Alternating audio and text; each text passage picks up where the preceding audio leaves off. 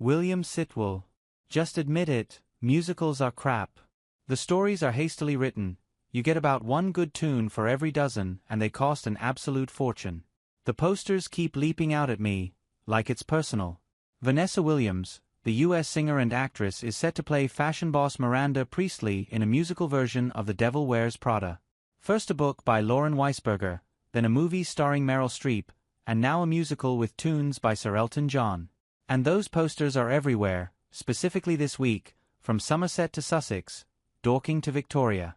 And you might ask, why am I noticing this? For surely I have no interest in a musical about fashion.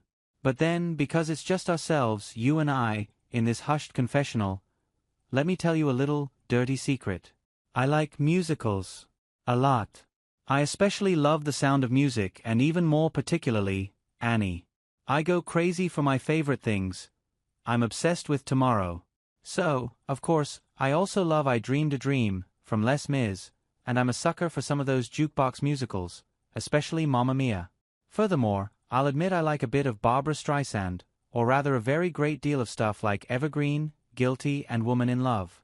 Which news I deliver sitting firmer and more upright in my seat, chest out, determined that you also appreciate my voracious and true heterosexuality.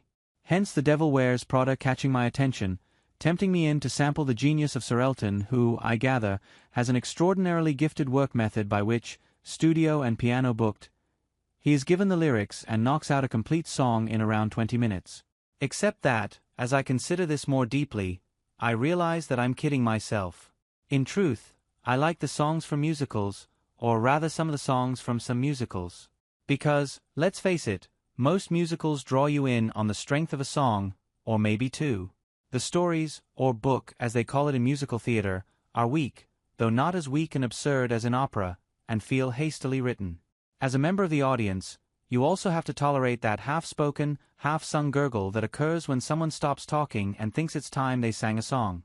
And the cynical commercialism that is jukebox musicals aside, you get about one good tune for every dozen. Think Send in the Clowns from A Little Night Music or Summertime from Porgy and Bess.